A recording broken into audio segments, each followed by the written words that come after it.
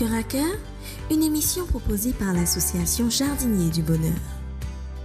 Un moment de joie, un instant de partage, un échange de qualité pour consolider notre foi tous ensemble dans la bonne humeur et sur Zouk TV.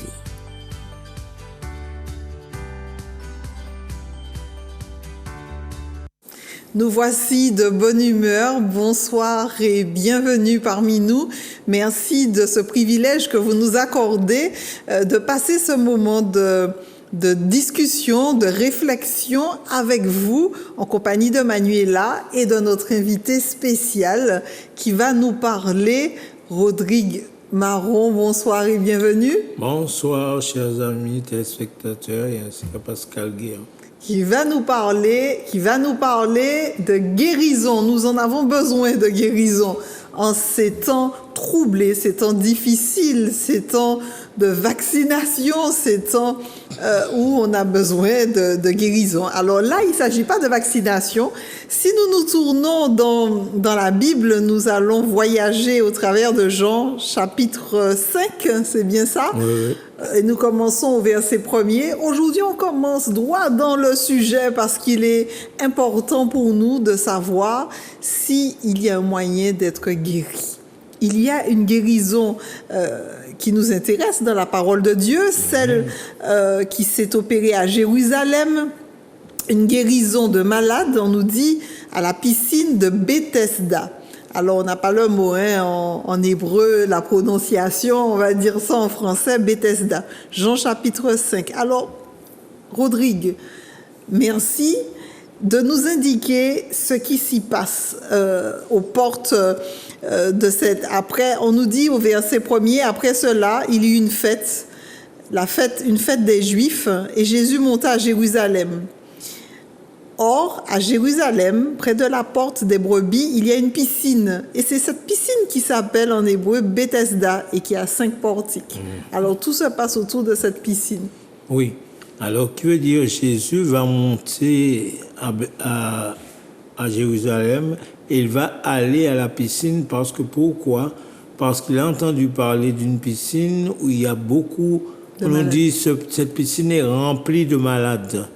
Et qui cherche la guérison, et Jésus va monter avec un but en tête de libérer une personne de la maladie qu'il est en train de véhiculer il y a tant et tant d'années, et Jésus va venir soulager cet homme de cette maladie. Oui, Rodrigue, je suis déjà au cœur, comme nos amis jardiniers qui ont leur carnet en main pour noter les références, noter les pistes de réflexion. Alors, il y a beaucoup de malades autour de cette piscine, mais cette piscine, elle est étrange. On raconte que c'est une fois comme ça, quand elle s'agite, que les gens peuvent guérir. Et cette piscine est étrange et pour moi-même, comme toi, lisant le texte, je me suis dit une chose, si Jésus monte là, c'est qu'il y a quelque chose qui doit être rétabli. Parce que la piscine en elle-même, personnellement, me crée un petit doute. Et moi, je me suis dit, dans ma tête, lorsque j'ai lu le chapitre, je me suis dit, Jésus va monter là pour réétablir le nom de Dieu. Parce que tu t'imagines un Dieu venant bouger l'eau d'une piscine une fois comme ça, et il y a des gens sous des tentes, des gens au soleil toute la journée. Ce n'est pas le Dieu de miséricorde que nous connaissons, à mon avis. Alors, on va quand même poursuivre un tout petit peu la lecture pour que nos amis soient au parfum. Il est dit au verset 3 du chapitre 5 du livre de Jean, sous ces portiques étaient couchés un grand nombre de malades, des aveugles, des boiteux, des paralytiques qui attendaient le mouvement de l'eau, car un ange descendait de temps en temps dans la piscine et agitait l'eau, et celui qui y descendait le premier, après que l'eau ait été agitée, était guéri, quelle que fût sa maladie. Ouais. Alors, c'est ce que le texte nous dit. Le texte nous dit qu'un ange venait de temps en temps. Ça prouve pourquoi il y a tant de malades autour de cette piscine. Parce qu'un ange venait de temps en temps remuer l'eau et il y avait une course. On s'imagine. Il y a des paralytiques, il y a des aveugles, il y a toutes sortes de personnes. L'un tombe sur l'autre, il empêche à l'autre de descendre. Et l'aveugle ne voit même pas la piscine. Le paralytique, il est doublé par quelqu'un qui peut fonctionner mieux que lui. On voit un petit peu, je dirais que, à mon avis, ce n'est pas dans l'ordre de Dieu. En tout cas, il y a de l'agitation, tant à l'extérieur qu'à l'intérieur de l'eau. Parce qu'on nous dit, il descendait de temps en temps, agitait l'eau, et celui qui descendait le premier, donc c'est bœuf d'ouvre, bois de l'eau claire. Oui. Ça voudrait dire que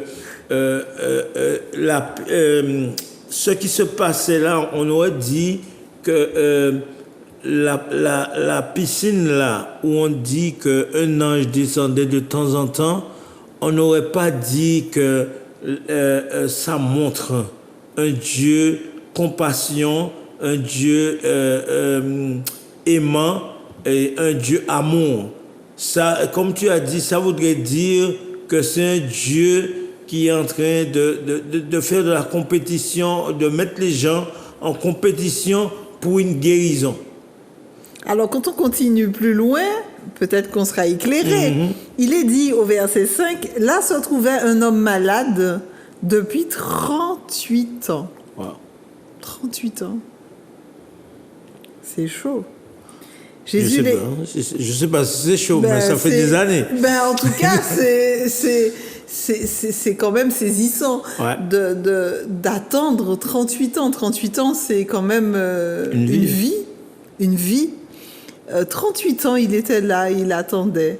Et au verset 6, il est dit, Jésus l'ayant vu coucher et sachant qu'il était malade depuis longtemps, lui dit, veux-tu être guéri? Wow. Je trouve que Jésus, il exagère. Mais Jésus n'exagère pas. Je pense que Jésus est en train de vouloir détourner le regard de l'homme de la piscine. Jésus est en train de dire... Parce que Jésus aurait pu dire à l'homme, veux-tu que je te pousse? Ça aurait peut-être eu plus de sens. Mais Jésus enlève le regard de l'homme de la piscine. Ça me fait réfléchir. Jésus est en train de dire à l'homme, veux-tu être guéri? Et c'est pas une question à poser à quelqu'un qui est près d'une piscine en train d'attendre le mouvement pour aller. Depuis 38 ans. Depuis 38 ans. Et il faut comprendre que Jésus fait quelque chose.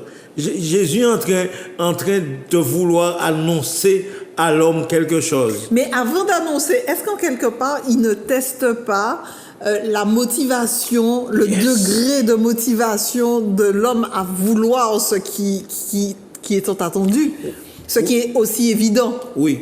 Et Jésus fait deux choses. Il va arriver près de la piscine, nous avons vu, tous ceux qui sont là ont besoin de guérison. La question est bizarre, mais elle a sa raison d'être. Parce que Jésus ne te guérit pas si tu ne veux pas. Ah ouais? Jésus respecte ta volonté. Jésus ne rentre pas dans ta vie sans te dire est-ce que tu veux. Quel gentleman. C'est ça, c'est un gentleman. Et il est en train de dire à l'homme, veux-tu être guéri? Mais je pense que si c'était Pascal, elle aurait dit oui, je veux être guéri. Mais non, j'allais dire Jésus, regarde-moi là, au de maladie, les bouillons. Et nous voyons que Jésus va faire une chose bien souvent. Nous voulons aider des gens, mais ne leur demandons pas si on peut l'aider ou pas. On rentre, on voit la maison de la personne d'une manière, ou quoi prendre balayer, ou quoi balayer toute bagaille, ou pas ça finit des bagailles qui bon, dit en bas, là c'est trié. Nous quand on balaye, nous quand mettre toute la poubelle tout de suite. Ce qui nous crée d'ailleurs, je fais une petite parenthèse, on entre dans le triangle de Karpman, et ce qui nous met dans des situations conflictuelles après, où le sauveur, nous venons en sauveur, et nous finissons en persécuteur, ou bien en bourreau. Et c'est vrai parce que souvent on se considère, on a cette âme de sauver, d'aider, Parce qu'on considère l'autre comme étant une victime. Mais on a déjà un sauveur. Ça voudrait dire que Jésus pouvait ne pas demander aux malades. C'est une grande question et un grand respect. Jésus n'était pas obligé de demander aux malades. Parce qu'il y avait tant de personnes là qui avaient besoin de guérison. Si Jésus pose la question, c'est qu'il veut montrer que pour que je puisse t'accorder quelque chose, j'ai besoin de ton approbation. Tout à fait. Ok? Je ne peux pas rentrer et te guérir. C'est pourquoi pas envie de guérir. Il est content, il a, il est capable de te manger. Si vous guérissez, vous avez un travail. Entre guillemets. Tu comprends ce que je veux te dire? Absolument. Et Jésus est en train de faire quelque chose. Il demande. Il demande avant, il dit, veux-tu être guéri? Et la chose la plus fantastique, c'est que le malade ne va pas répondre à la question. C'est ce qui est plus fantastique. Il va dire au malade, veux-tu être guéri? Le malade répond, Seigneur, je n'ai personne pour me jeter dans l'eau de la piscine quand l'eau est agitée et pendant que j'y vais, un autre descend à ma place. Est-ce que c'est la question posée? Non, il répond, en fait, on a l'impression qu'il répond à côté. Oui. Mais il exprime dans sa réponse un certain désarroi. Oui. Je n'ai pas le pouvoir. Ouais.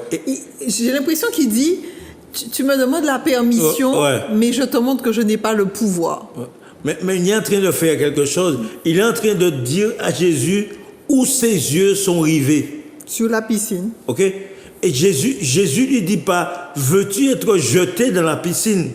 Jésus lui dit, veux-tu être guéri? Ça voudrait dire que si cette personne se permet de te dire, veux-tu être guéri? C'est qu'il a quelque chose d'incroyable entre ses mains. Mais l'homme, bien souvent, Jésus veut faire ça pour nous aussi. Mais il nous pose la question quand même, est-ce que tu veux?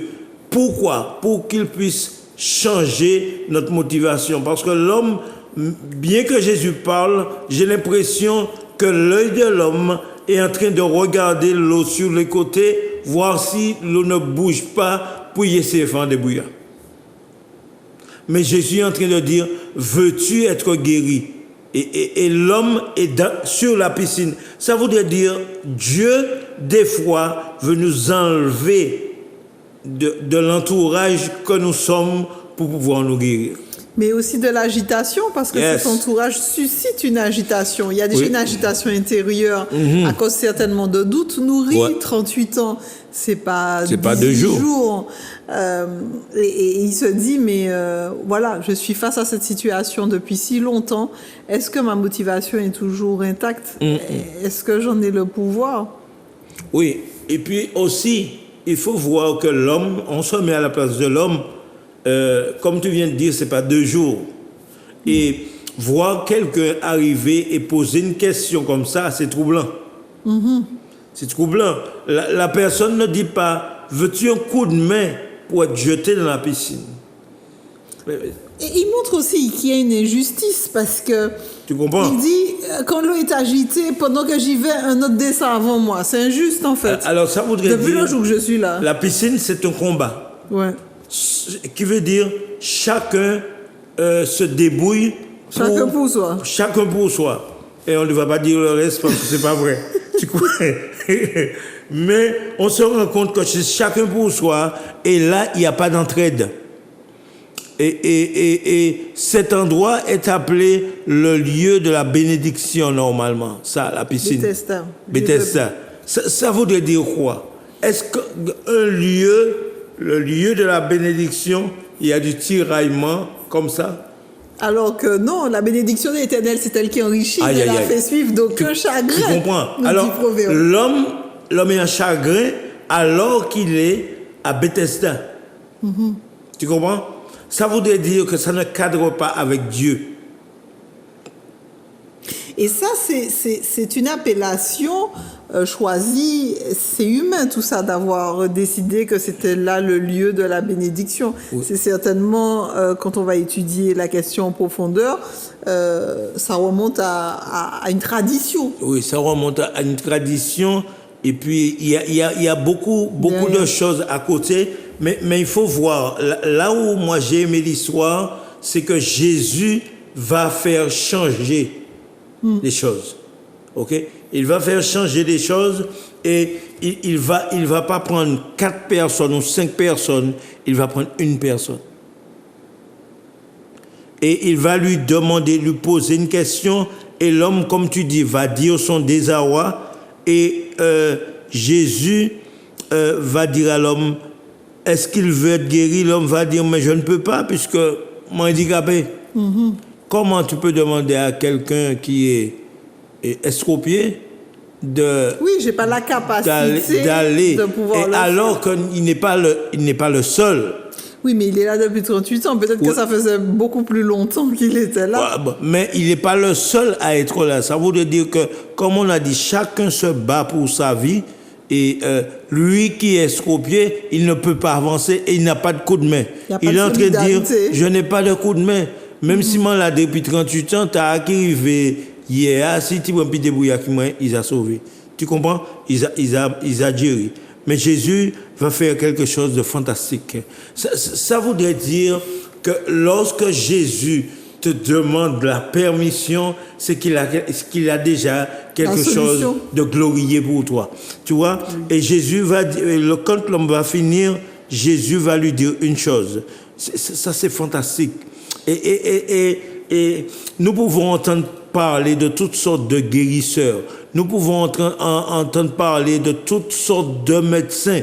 La seule personne qui a le pouvoir de parler à la maladie et qu'elle s'en aille, c'est Jésus. OK?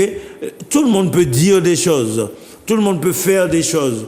Tout le monde peut par exemple, truquer des choses. Mais Jésus, il dit la chose et la chose arrive.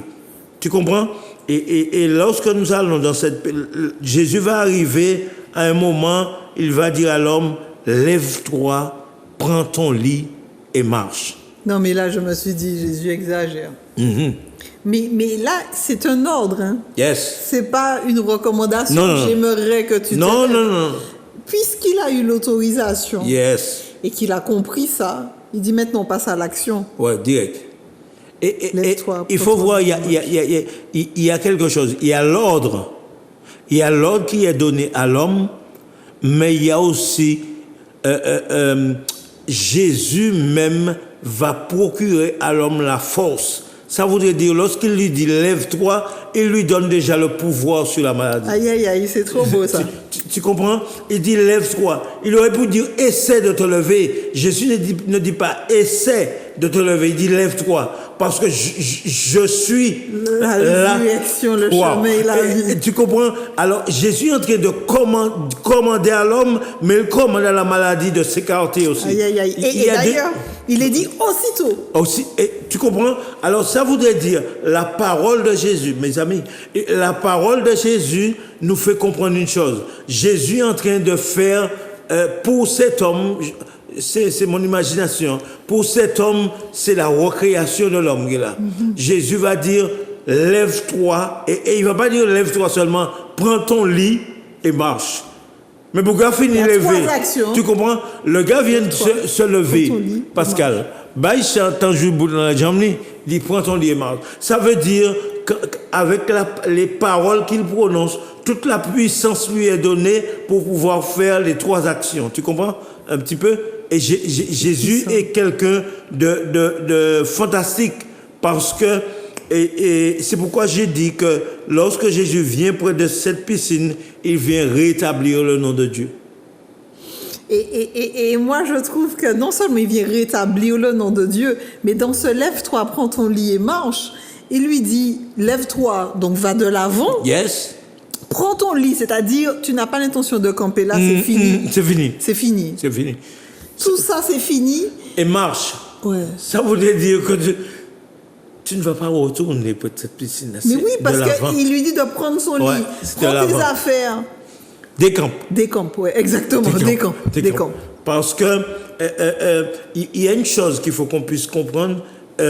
Le parler de Jésus a une puissance là-dedans. Aïe, aïe, aïe. Il faut que nous puissions comprendre ça. Il dit et la chose arrive. Et lorsque l'homme, j'ai dans ma tête, j'ai l'impression que l'homme même est surpris. Mais complètement. De se voir se lever et prendre son lit et marcher. Il est couché près d'une piscine depuis 38 ans. Mais techniquement, Rodrigue, wow. Médicalement, je te vois maintenant. quand les muscles, quand le corps est en inactivité, on a besoin de kiné pour réapprendre à marcher. Oui. Puisque là, on est dans une incapacité totale qui nous enlève cette aptitude-là. Et il nous est dit, aussitôt cet homme fut guéri, il prit son lit et marcha. Comment je vais dire ça? Cette personne qui parle, c'est lui qui a créé l'homme. Hein? Et ces paroles sont des paroles de vie, des paroles qui régénèrent. Et Jésus n'a pas besoin de faire des séances de kiné avec nous. Parce que sa parole, la parole qu'il prononce, c'est la vie. Et lorsque Jésus guérit quelqu'un, on n'a pas besoin de l'envoyer voir quelqu'un d'autre. Parce que lui-même, il est la vie, il est la résurrection, il est le baume de Galade. Quand il touche, il guérit. Et c'est Jésus est en train de nous montrer que même si, je vais aller plus loin, même si on est paralytique aujourd'hui, on n'a pas été guéri, on est sur chaise roulante, mais un jour viendra. Lorsqu'il reviendra nous chercher, il va te dire, lève-toi, viens mon enfant, et nous allons nous lever et nous allons le suivre. Ce Dieu-là n'est pas un Dieu pour mentir, mais c'est quelqu'un qui est debout derrière ce qu'il dit, et c'est magnifique. C'est prodigieux. En tout cas, magnifique. Nous nous réjouissons de cette perspective qui s'applique à chacun d'entre nous. C'est pas parce que ça s'est passé il y a plusieurs années dans une piscine à Jérusalem qu'il ne peut pas venir aujourd'hui, parce que nous savons qu'il y a des gens qui sont morts vivants. C'est-à-dire que même s'ils sont vivants, ils sont morts à l'intérieur. Et ce commandement que Dieu nous donne sur sa parole, il peut nous dire de cette tristesse que tu traînes, cette difficulté que tu traînes depuis longtemps, j'ai le pouvoir de te dire, lève-toi et marche. Ça c'est important. Ça, c'est important. Et puis, nous savons que nous sommes dans une situation de maladie où tout le monde a besoin de guérison. Mais je dirais que le seul qui est capable de guérir, c'est Jésus. Et ne nous faisons pas tromper par quiconque qui prétend pouvoir.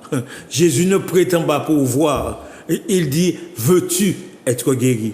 Et même si tu es dans une position où tu es confiné, où tu es malade et mentalement, où tu te sens oppressé, Jésus est là et il t'attend. Et il te dit, veux-tu être guéri? La seule chose qu'il attend de toi, c'est dire oui. Et si tu dis oui et tu le laisses prendre le contrôle de ta vie, il te guérira certainement. Rodrigue, merci pour ce mot de la fin.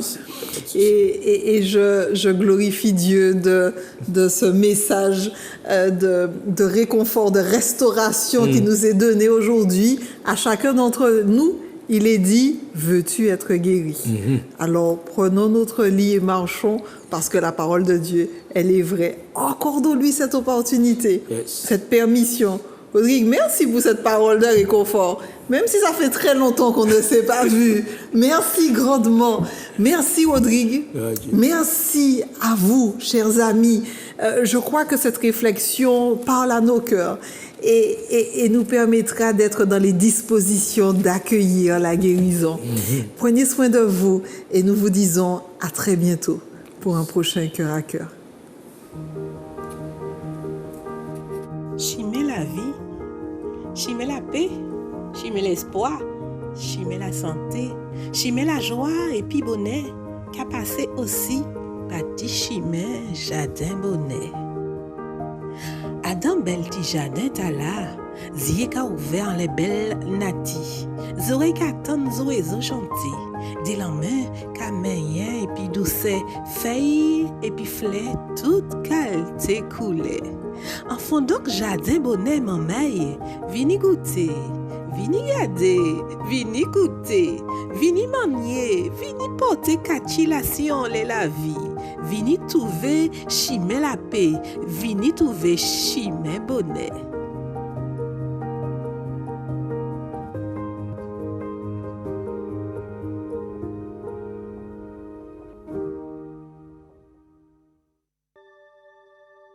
Cœur à cœur, une émission proposée par l'association Jardiniers du Bonheur. Un moment de joie, un instant de partage, un échange de qualité pour consolider notre foi tous ensemble dans la bonne humeur et sur Zouk TV.